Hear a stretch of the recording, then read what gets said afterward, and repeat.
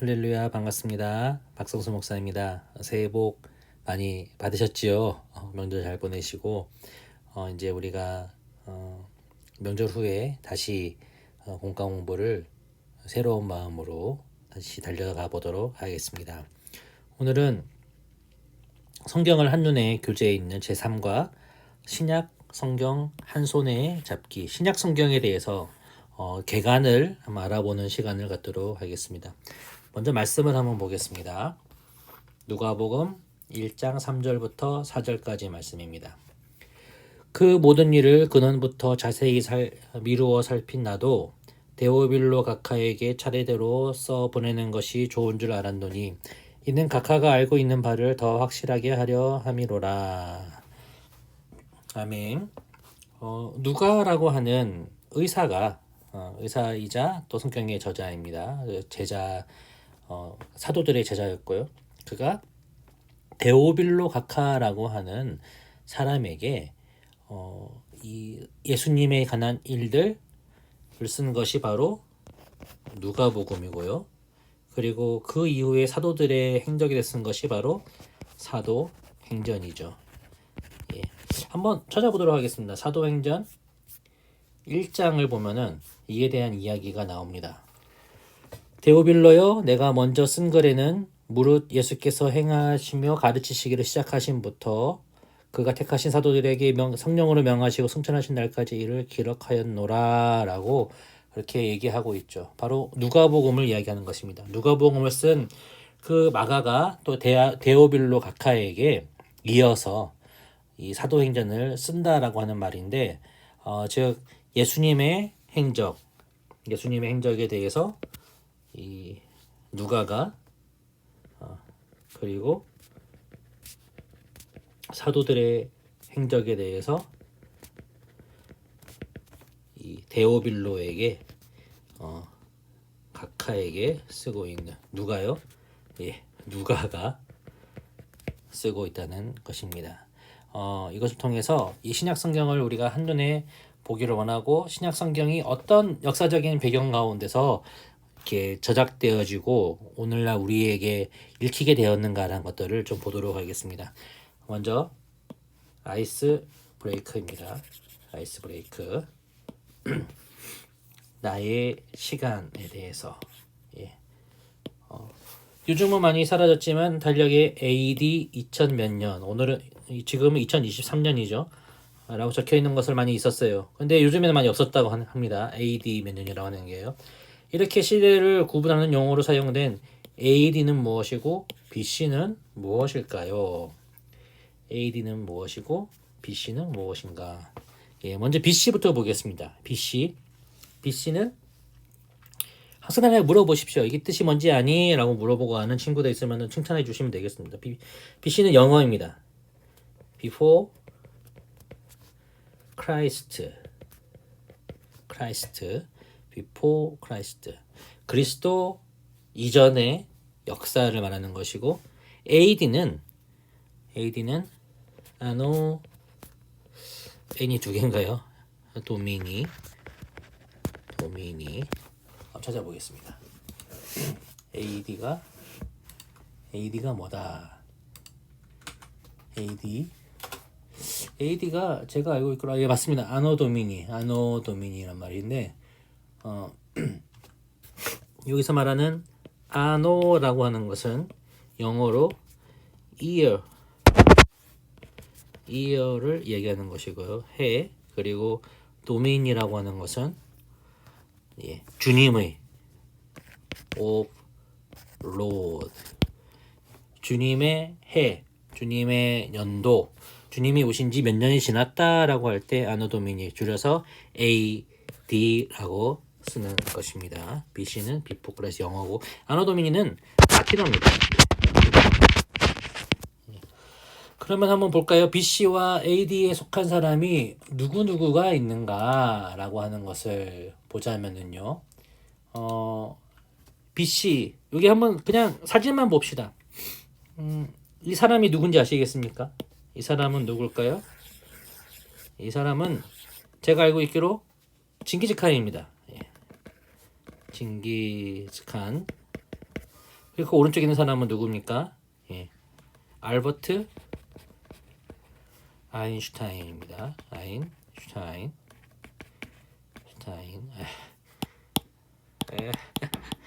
아인슈타인. 예. 알버트 아인슈타인.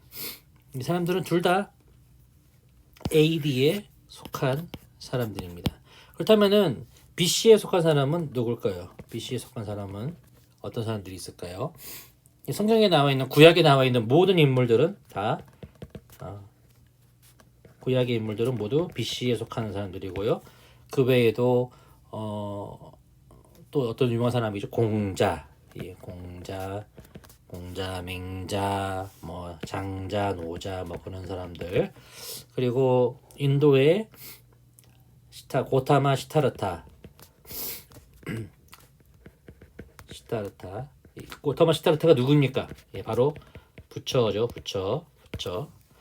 그 외에도 로마의 시저 장군 같은 경우는 경우도 그렇고요.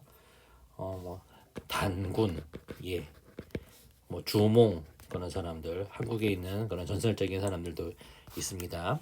AD에 속한 사람들은 그 위에 있는 우리가 알고 있는 많은 사람들, 한국 사회에 나타나는 거의 모든 유명한 사람들, 세종대왕이나 아니면은 이순신 장군이나 모든 대통령들이 다 AD에 속한 사람들이라고 보면 되겠습니다. 그것을 봤을 때 중요한 것은 무엇이냐?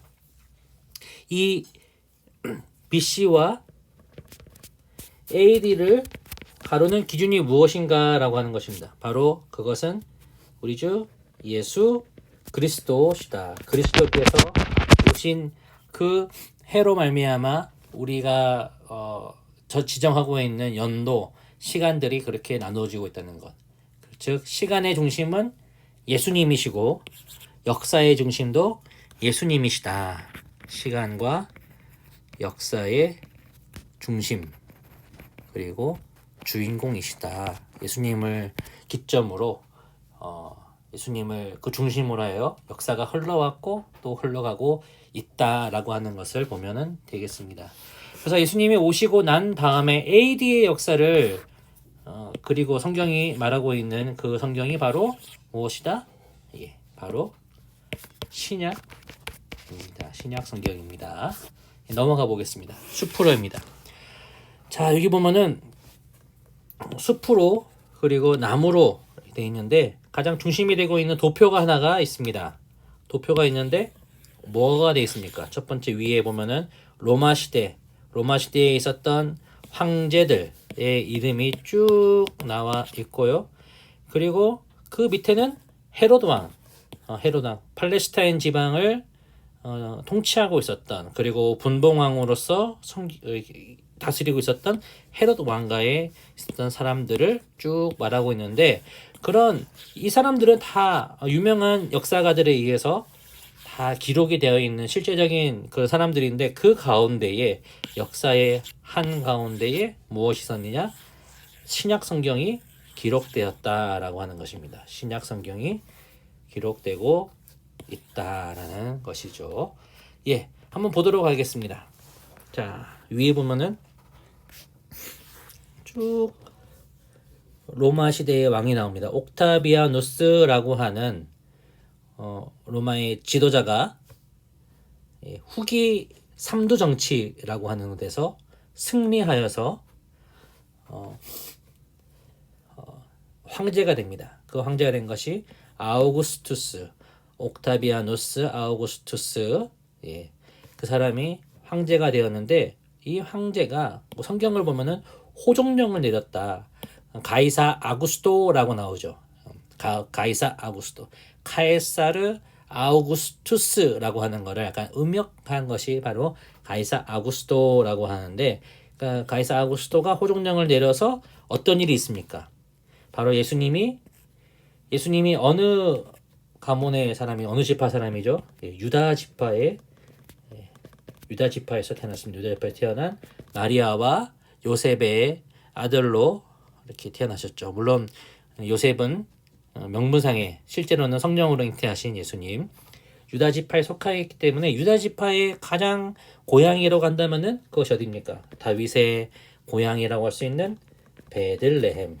예, 여기 들어갈 말은 바로 베들레헴입니다. 베들레헴에 가서 호적 신고를 하고 그리고 그곳에서 마구간에서 태어나셨다라고 하는 것이 쭉 나오는 것입니다. 자, 예, 이렇게 황제들이 쭉 있어요. 옥타비아누스, 아우구스투스 똑같은 사람입니다. 그 다음에 이대 티베리우스. 예수님께서 이 시대에 티베리우스 황제 시대에 죽으셨어요. 그리고 칼리굴라라고 하는 얼마 길게 통치하지 않았지만 그 왕이 있었고요. 황제. 그리고 클라우디우스를 이어서 네로 황제, 폭군이라고 불리는 네로 황제. 그 뒤에 군인 황제 시대 이 당시에는 이렇게 쿠데타가 일어나가지고 네로 이후에 쿠데타가 일어나서 3명인가 4명인가 하는 사람들이 잠시 쿠데타를 일으켰다가 다시 역쿠데타를 맞아서 또 실각하고 다시 세워지고 하다가 베스파시아누스 황제 때 다시 안정기로 돌아갔고 티투스 그리고 도미티아누스 네르바 이런 식으로 쭉 흘러갑니다. 그 이후로도 로마는 한 300년 정도 더 가게 됩니다. 동과 서로 갈라졌지만은요.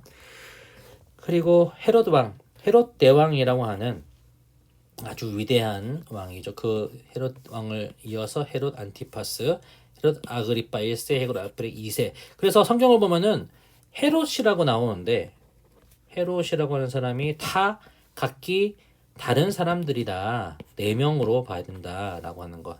나중에 오른쪽에 여기서 한번 보도록 하겠습니다. 자, 그러면은 문제를 한번 풀어봅시다. 사복음서와 사도행전은 어느 시대에 해당하는 책입니까? 도표 위에 각각 표시해 보세요. 사복음서와 사도행전은 언제 되는 것이냐? 자, 언제겠습니까? 이걸로 한번 해보겠습니다. 예.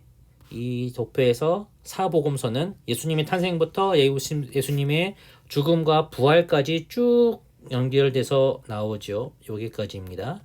여기까지가 바로 사복음서. 그러면은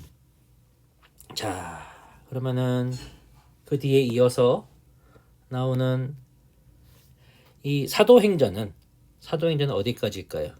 예수님의 승천 이후부터 바울의 3차, 3차례 전도 여행에 이르기까지 네로 황제 시대, 바울이 죽기 바로 직전까지의 그 역사가 바로 사도행전입니다. 예, 사도행전. 예, 대략 한 30년 정도의 20년 정도의 역사가 기록되어 있는 것이 바로 이 사도행전입니다. 예. 보십시오. 예. 그래서 이 성경에서 신약 성경에서 역사적인 사실을 보여주고 있는 것이 바로 이 사복음서와 사도행전인데 그 사복음과 사도행전 그 신약에 있는 역사는 이 시대의 흐름 가운데 역사적으로 로마가 유다 지방을 다스리고 또 그 지역에 세워졌던 헤로드 왕이 분봉왕으로서 이렇게 통치하고 있었던 그 당시에 역사적인 흐름 속에서 어떻게 보면은 되게 험난한 시절이고 국권을 잃어버린 시절이고 번성하지 않은 시절에 바로 예수님께서 오시고 그 예수님의 복음이 예루살렘부터 온 사방까지 퍼지게 된 역사가 바로 신약의 역사라고 하는 것입니다. 자, 그 이후에 이 서신서라고 하는 것을 봐야 되는데요. 서신서는 바로 이 사도행전이 기록하고 있는 그 시절 중간부터 끝까지 사도들이 혹은 사도에 준하는 사람들이 편지를 쓴 거, 교회에게 아니면 개인에게 아니면 어떤 겉면을 위해서 쓴 그런 편지들이라는 것입니다. 그래서 서신서를 크게 두 부분으로 나누면은 어떻게 알 수가 있을까요? 어떻게 알 수가 있느냐? 바로 위 보면 뭐라고 되어 있죠? 바울 서신이라고 되어 있습니다. 바울 서신은 누가 쓴 것입니까? 사도 바울을 기준으로 해서 나눌 수가 있습니다. 사도 바울이 쓴 이 서신서는 뭐가 있죠? 예, 로마서, 고린도 전후서, 갈라디아서, 에베소서, 빌립보서, 골로새서, 빌립보서, 골로새서, 그 다음에 데살로니가 전후서, 디모데 전후서, 디도서, 그리고 빌레몬서 이렇게 좀 나오죠. 빌레몬서까지 바울이 기록한 것입니다. 그래서 한번 신약성경을 전체 나눠보자면 신약성경이 전체 27권인데 사복음서가 있고요. 사복음서 4권, 역사서라고 불리는 사도행전 한 권이 있어요. 그러면 5권이죠. 나머지 몇 권입니까? 22권이 있는데 22권 중에 21권이 바로 서신서입니다. 나머지 한 권은 예언서, 요한계시록이죠. 서신서를 둘로 나누자면은 바울 서신, 일반 서신으로 나뉩니다. 바울 서신 봤으니까는 일반 서신 한번 보도록 하겠습니다. 밑에 어디서부터입니까? 일반 서신은 히브리서부터 어디까지? 유다서까지의 성경과 그리고 묵시록인 요한계시록도 앞부분은 서신을 보내는 것이죠. 7개의 소아시아에 있는 7개의 교회에서 모두 사빌라, 에베소와 그리고 쭉 이어서 그런 교회 7교회에 보내는 그 요한계시록은 또 서신서라고만 보기에는 좀 그렇습니다. 기본적으로 묵시서 그리고 예언서라고 볼 수가 있는 것이죠. 그래서 바울 서신은 몇 권인가? 바울 서신은 13권이라고 봅니다. 그리고 일반 서신은 히브리서, 야고보서, 베드로 전후서, 요한 1, 2, 3서 그리고 유다서까지 되는 것이죠. 13권. 바울 서신을 13권이라고 보면 안 되고요. 바울 서신은 12권이라고 봐야 됩니다. 일반 서신은 맞네요. 13권 맞네요. 예. 맞나요? 예. 일반 서신은 8권입니다. 그래서 합쳐서 21권이 되는데 히브리서 같은 경우는 이 저자가 누구인지에 대해서 많은 논란이 있습니다. 바울이다 보는 사람이 있고요. 그 외에 다른 사도다라고 보는 사람들이 있고 아니면은 사도가 아니고 후대에 쓰여진 것이다라고 하는 여러 가지 것이 있는데 전통적으로는 바울에 썼다라고 하는 것이 있습니다. 그러나 성경 자체로서 저자가 누구인지에 대해서 나와 있지 않기 때문에 이 히브리서는 일반 서신으로 일반적으로 넣게 마련입니다. 다음 페이지로 넘어가 보겠습니다. 자, 이 도표에서 이 신약 성경의 역사가 어디 사이에서 흘렀느냐? 로마 시대의 황제라는 통치 가운데 그리고 헤롯 왕, 분봉왕 헤롯 왕들의 통치 가운데 흘렀는데 그 밑에 축인 헤롯 왕에 대해서 헤롯이라는 이름이 나오는 것이죠. 성경에 등장하는 헤롯의 이름 하나이지만은 각기 다른 4사람의 인물입니다. 성경에서 그들은 어떤 역할을 하고 있습니까? 라고 말하고 있는데요. 이 헤롯 대왕을 먼저 볼까요? 헤롯 대왕은 바로 BC 37년부터 예수님이 탄생할 때까지 그 시대에 팔레스타인 지방을 다스렸던 큰 대왕이라고 할 수 있습니다. 헤롯 대왕이라고 합니다. 이 사람이 했던 일이 상당히 컸기 때문에 많은 사람들은 이 헤롯을 헤롯 대왕, 헤롯 더 그레이트라고 이렇게 영어로는 말하는데요. 그가 어떤 일을 했느냐라고 하면은 성경에 좋게 나와 있지 않아요. 헤롯 왕가는 기본적으로 에돔 쪽의 후손이라고 생각합니다. 그래서 이두메라고 하는 지역의 사람인데 에돔 사람들이지만은 에돔 사람들처럼 우상을 섬기는 것이 아니라 이들도 점차 유대교에 들어갔다라고 그렇게 이야기를 하거든요. 그렇다고 해서 이 사람들이 율법에 정통하게 살았느냐? 그렇지 않습니다. 율법학자들, 바리새인들은 이 헤롯 왕을 좋아하지 않았어요. 예. 헤롯 왕이 어떤 일을 했느냐? 헤롯이 예수님 동방박사가 예루살렘에 와서 유대인의 왕이 어디 계시느냐라고 했을 때에 소동을 했죠. 그리고 그 다음에 이 동방박사들이 가서 베들레헴에 있는 예수님을 경배하고 다시 예루살렘으로 가야 하는데 가지 않고, 갔으면은 아마 이 헤롯 대왕이 바로 유대인의 왕이라고, 내가 이 팔레스타인의 왕인데 라고 하는 마음으로 바로 죽였을 것인데, 천사의 지시를 받고 그들이 돌아가지 않았죠. 그리고 바로 그냥 자신들의 고국으로 돌아갔는데, 그래서 그 이후에 2장 16절을 보면 이렇게 나옵니다. 이에 헤롯이 박사들에게 속은 줄 알고 심히 노하여 사람들을 보내어 베들레헴과 그 모든 지경에 있는 산의 아이를 박사들에게 자세히 알아본 그 때를 기준하여 2살부터 그 아래로 다 죽였다라고 합니다. 예, 헤롯 대왕은 어떤 사람이다? 바로 유아 학살을 자행한 사람이다라고 할 수가 있습니다.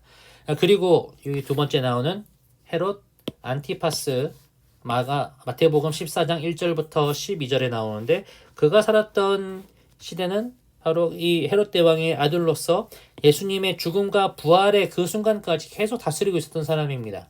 그래서 예수님의 죽음과 관련이 있겠죠. 마태복음 14장을 한번 보도록 하겠습니다. 14장 1절부터 12절을 보면은 그가 했던 일 중에 가장 중요한 것이 바로 세례 요한이 죽었을 때에 그렇죠. 왜냐하면 세례 요한이 이 헤롯 안티파스라고 하는 왕이 자기의 형수랑 빌립의 아내, 형수가 아니군요. 제수씨거든요. 예. 동생인 빌립의 아내인 헤로디아를 취했어요. 예. 그래서 자신의 아내로 삼았는데, 그것을 보고 간음이다, 옳지 않다, 당신이 그 자를 차지하는 것이 옳지 않다 하였으므로 그를 미워하였는데, 생일자리에서 헤로디아의 딸인 살로메가 춤을 추어서 헤롯을 기쁘게 하니 그 소원대로 어떻게 하겠느냐라고 했을 때, 헤로디아가 그 딸에게 말하기를 요한의 머리를 베어서 소반에 쟁반에 가져서 오게 하라라고 하여서 이 세례 요한을 죽였다라고 합니다. 세례 요한 예, 참수. 예, 참 비참하죠. 그리고 헤롯 아그리파 1세, 사도행전 12장에 쭉 나옵니다. 사도행전 12장에 나오는데, 그가 했던 일은 무엇이냐면은 그렇게 길게 통치하지 않았습니다. 사도행전에 해당하는 초반의 역사인데요. 이때에 사도들 중에서 처음으로 죽은 사람이 있어요. 맨 처음 순교자는 스데반 집사였고, 12사도들 중에 가장 먼저 순교한 사람은 바로 야고보였습니다. 그때 헤롯 왕이 손을 들어 교회 중에 몇 사람을 해하려 하여 요한의 형제 야고보를 칼로 죽였다라고 말합니다.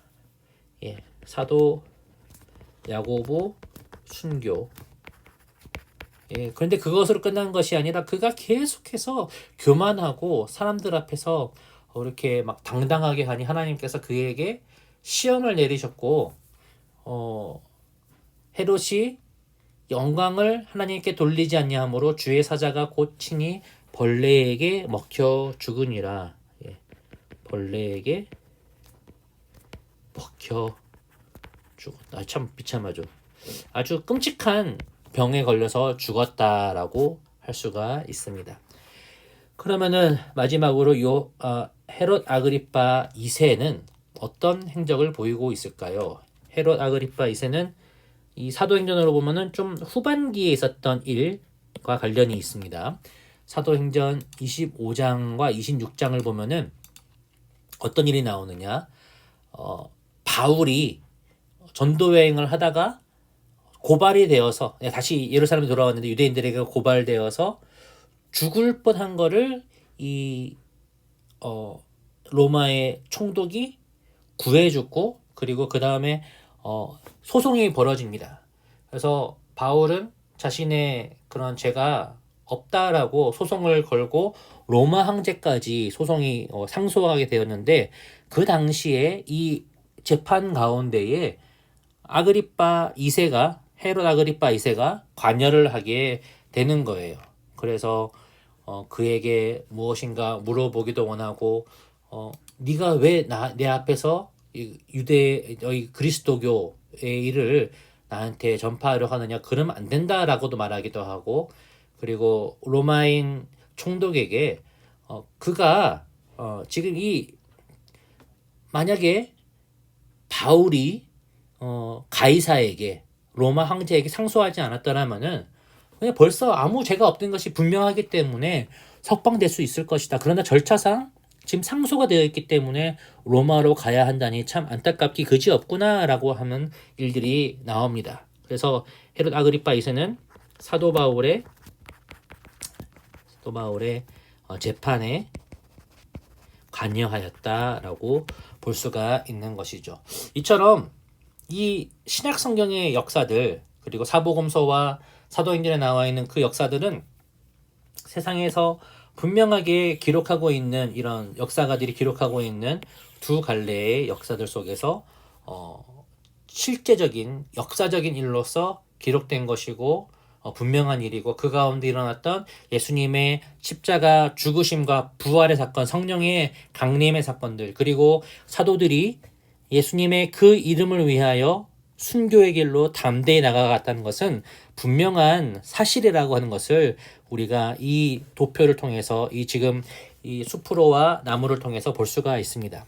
그렇다면 한 가지 의문이 생길 수가 있습니다. 왜 예수님은 로마가 지배하던 시대에 태어난 것일까요? 왜 솔로몬이나 다윗과 같이 이스라엘 역사에서 가장 황금기에 예수님이 오시지 아니하시고 혹은 바벨론 포로로부터 돌아와서 에스라 느헤미야 시대에 예루살렘과 성전이 다시 재건되는 그 시대에 나지 않으시고 왜 이때 나라가 빼앗기고 계속해서 몇백 년 동안 외세의 공격을 받고 힘든 상황 속에서 예수님이 그렇게 태어나신 것일까? 이 로마가 지배하던 시대에 태어난 것일까라고 하는 것인데 우리 이렇게 볼 수가 있거든요. 하나님의 그 뜻에는 분명한 목적이 있고 또 하나님의 섭리는 분명하다는 사실이에요. 한번 그래서 우리 친구들한테 한번 물어봐 주십시오. 여러분들 상상력을 총동원해서 왜 로마가 지배하던 시대에 태어난 것일까요? 라고 하면서 힌트는 길이 있고 그리고 언어가 있다라고 말씀해 보시면 좋을 것 같습니다. 네, 한번 답을 한번 풀어볼까요? 첫 번째 길부터 해볼까요? 길, 예, 길은 무엇이냐? 로마가 그 당시에 지중해 세계를 통일했습니다. 북아프리카로부터 지중해가 쫙 이렇게 있다고 봅시다. 그러면은 다시 그리겠습니다. 지중해가 이렇게 있습니다. 유럽이 있고요. 그리고 팔레스타인 지방, 중동 지방이 있고 그리고 이렇게 밑에 쭉 아프리카 지역이 있습니다. 이 지역에서 로마가 통일했습니다. 유럽도 다 정복하고 북아프리카에 있는 카르타고라는 나라도 정복하고 이집트도 정복하고 그리고 이 중동 지역까지도 일부 지역까지 다 이렇게 통치하고 있었다. 그래서 이 지중해를 로마의 호수다라고 이렇게 별명하였는데 이 나라들을 이 제국 내에 있는 모든 영토들을 잘 다스리기 위해서 가도들이 쭉쭉 뻗어 있었어요.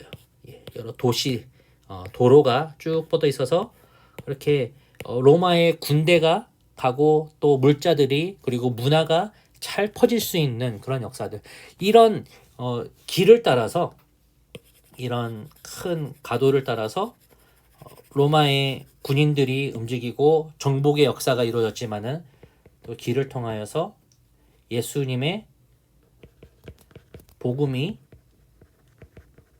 로마 제국 내에 로마 제국 모든 영토에 전파될 수 있었다. 어디까지? 북으로는 영국까지, 예. 잉글랜드, 예. 브리타니아라고 하는 지역까지, 그리고 동쪽으로는 아르메니아까지, 그리고 남쪽으로는 이집트와 북아프리카까지, 그리고 로마의 건네에 있지 않았던 에디오피아에도 구스 땅에도 이 복음이 전파되었다라고 하는 것이죠. 길을 따라서, 로마가 닦아놓은 길을 따라서. 언어. 자, 로마 시대의 언어는 무엇입니까? 예, 라틴어. 예, 라틴어이지만은 그것보다는 이 로마 시대의 제국 초기에는 라틴어보다는 헬라어가 더 국제적인 언어로서 명성이 있었어요. 본토 사람들은, 로마 본토 사람들은 라틴어를 썼지만은, 그러나 그리스의 문명을, 그 문화를 추종한 사람도 있었기 때문에 더 선진 문화다, 선진 그 사람 철학과 여러 가지 문명을 우리가 받아들여야 한다 해가지고 헬라어가, 그리스어가 이 제국 내에, 그것은 알렉산더라고 하는 마케도니아의 왕이 동방 원정을 하면서 그 헬레니즘 문명이 커져갔고, 헬레니즘 문명이 로마에도 영향을 미쳐서 그 로마 제국 안에서 많은 사람들이 헬라어를 쓰게 됐다는 거예요. 헬라어로 통일된 이 언어로 그 길이 닦여 있는 모든 제국 내의 영토에 복음이 전파되었다는 것입니다. 그래서 우리가 신약 성경이 어떤 언어로 기록이 되어 있습니까? 바로 그리스 언어, 헬라어, 코이네라고 하는 좀 국제 시대에 합당하게 여러 가지 어려운 문법들이 다 좀 간단해지고 많은 사람들이 쓸 수 있는 간단한 언어인 코이네 헬라어로 기록이 되어 있습니다. 예, 그렇습니다. 그래서 우리가 이것을 살펴보면은요, 왕들의 역사가 있었습니다. 제국 이방 나라의 역사가 있었고요. 그리고 그 가운데 이루어졌던 길과 언어, 여러 가지 그런 기반 시설을 바탕으로 해서 복음이 전파될 수 있었다는 것은 참 놀라운 일이죠. 하나님께서 이때까지 기다리시고 마침내 섭리하셨다는 것이죠. 하나님의 역사를 위해 하나님께서는 무엇까지도 사용하신다? 이렇게 말할 수가 있습니다. 예, 이방 나라를 사용하시고, 악한 왕도 사용하시고, 세상 역사도 사용하시고, 예, 여러 가지 세속적인 문화와 문명도 사용하신다라고 하는 것이죠. 예, 이방 나라를, 야만인들을 압박하기 위해서, 수탈하기 위해서 이렇게 만들어졌던 그 로마의 가도들을 통하여서 그들을 구원하고 그들 가운데 소망을 주는 예수 그리스도의 복음이 미쳤다라고 하는 그 놀라운 사실, 그리고 세상에 여러 가지 인간적인 교만함과 그리고 자신들의 치적을 이렇게 알리기 위해서 사용됐던 헬라어를 통하여 하나님의 말씀이 기록되고, 그 말씀이 세상의 내 발의 등이요 내 길에 비치며, 그리고 온전하고 바르게 하며 책망하고 사람들로 하여금 교훈을 주는 말씀으로 주어졌다라고 하는 놀라운 사실, 우리가 이 하나님 말씀의 역사가 세상과 완전히 분리된 것이 아니라 그 역사 가운데 함께 흘러가고 있다는 것을 알 수가 있는 것입니다. 자, 그러면 삶으로 한번 보도록 하겠습니다. 센터 오브 히스토리라고. 아래 나라의 공통점은 무엇입니까? 두 모둠으로 나누어서 역사의 주인공이 하나님과 관련되어 보세요. A 모둠 하시고 B 모둠 하시면 되겠습니다. 한번 하나씩 보도록 하겠습니다. 애굽, 바벨론, 영국, 아수르, 로마, 미국. 역사 순서대로 보면은요, 이렇게 됩니다. 애굽이 먼저 성경에 나오고요. 그 다음에 아수르가 나오고, 그 다음에 바벨론이 나오고, 성경 속에 그 다음에 나오는 것이 페르시아도 있고, 그런데 로마가 있고, 그리고 먼 훗날이 지나서 영국이 있고 미국이 있습니다. 이 나라들의 공통점은 무엇이다? 세계 제국이다. 세계 제국이다. 세계를 다스리고 통치하는 세계 가운데 큰 영향력을 발휘하는 제국이다라는 것이죠. 자, 애굽은 하나님의 역사 가운데 어떤 일과 관련되어 있는가? 이스라엘 민족들이 야곱의 때에 요셉이 총리로 통치하고 있었던 그 시대에 들어가서 430년 동안 번성하고 종살이하고 마침내 큰 민족을 이루어서 출애굽할 수 있었다라고 하는 것. 아수르는 북왕조 북이스라엘을 멸망시키고 그들을 포로 생활하게 하였다. 바벨론은 남왕조 유다를 멸망시키고 70년간 포로 생활하게 하였다는 것이고요. 그리고 여기서부터는 신약 시대 이후로 나온 거죠. 로마 시대에 예수님께서 태어나시고 죽으시고 그리고 그 당시에 사도들이 복음을 전하였고 마침내 로마의 국교로서 기독교가 공인되었다라고 하는 것. 영국은 18세기, 17세기 이후 18세기에 빛을 발하기 시작하여서 전 세계를 다스리고 대영 제국은 해가 지지 않는 나라다라고 이렇게 교만을 떨던 세상 사람들에게 역사상에서 악한 모습들, 빌런과 같은 모습들을 많이 보였어요. 사실 세계에 있는 많은 그런 갈등의 기반이 영국으로부터 다 기인한다라고 말을 하긴 하는데요.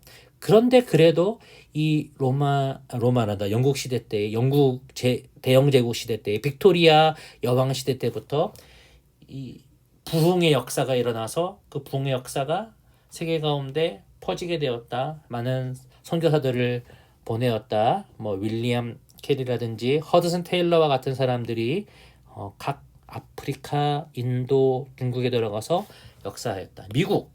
미국은 오늘날 전 세계 최강대국이며 군사 대국이고 그리고 현재 전 세계에 가장 많은 선교사들을 파송하는 나라이고 오늘 우리나라에도 기독교 문화에도 교회에도 많은 영향력을 미치고 있다라고 하는 것을 이렇게 말할 수가 있겠습니다. 이런 부분들 답은 없습니다. 답은 없으니까는 학생들한테 한번 의견을 물어보시고 선생님들께서 한번 제가 말씀드린 것을 기반으로 해서 선생님들도 한번 리서치 해보시고 한번 정리를 해보시면 되겠습니다. 자, 이처럼 이 세계 제국 그리고 역사 속에서 주인공이신 하나님께 쓰임받는 인생은 복된다는 것입니다. 내가 하나님께 쓰임받기 위해 힘쓸 점은 무엇이 있을까요? 라고 하는 것. 답이 없습니다. 저는 뭐라고 대답할 것 같습니까? 하나님께 쓰임받기 위해서 힘써야 할 것은 무엇인가? 내가 해야 할 본분, 힘써 행하고 그리고 그것은 그 모든 일들은 믿음의 반석 위에 기도와 말씀과 예배 중심으로 살아가야 한다. 그때 하나님께서 우리를 믿음 가운데서 크게 하시고 그 하나님의 놀라운 역사를 위하여 우리로 큰 쓰임을 받게 하신다. 주님의 큰 일을 행하신다라고 하는 사실을 이렇게 나눠봤으면 좋겠습니다. 자, 복음의 서진화에 대해서는 제가 짧게 말씀을 드리겠습니다. 복음은 서진화만 되지 않았습니다. 이렇게 너무 간단하게 도시화됐죠. 이스라엘부터 로마로, 영국으로, 미국으로, 한국으로 왔고 이제 다시 중국을 통해서 백투 예루살렘을 해야 된다. 사실 이거 좀 약간 이단적인 생각과 관련돼 있는 것이거든요. 그래서 오늘날은 복음이 서진화만 됐다고 생각하지 않습니다. 복음은 동진한 것도 있습니다. 도마 같은 경우는 복음을 들고 인도 땅으로 갔고요. 아르메니아라고 하는 곳에 지금도 그 중동으로 둘러싸여진 이슬람 세계 가운데 둘러싸여져 있지만 그들 가운데 지금도 예수님의 이름을 말미암아 순교하고 죽임당하는 역사가 있다는 것들. 그리고 중국에도 지금 18세기, 19세기 때 영국의 선교사가 들어가기 이전에 이미 그 장 안에 오늘날 서안에 기독교가 크게 유행했다라고 하는 그런 유적들이 있다라고 하는 사실, 복음은 전 세계를 향하여 뻗어나갔다라고 생각하시면 되겠습니다. 자, 이렇게 이 복음의 역사, 그리고 특히 신약의 역사가 어떤 것들 가운데 이루어졌다, 실제적인 역사 가운데 이루어졌다. 그리고 하나님의 역사가 바로 세상의 역사와 함께하는, 세상의 역사는 하나님의 그런 모든 품 안에서 이루어진 것이다. 그 가운데 복음의 놀라운 전진이 있었다라고 하는 것들을 함께 나눠보시면 좋을 것 같습니다. 예, 감사합니다. 예, 잘 준비해 주시고 분만 공부 시간 때 큰 은혜가 있기를 바랍니다. 기도하겠습니다. 예, 감사합니다.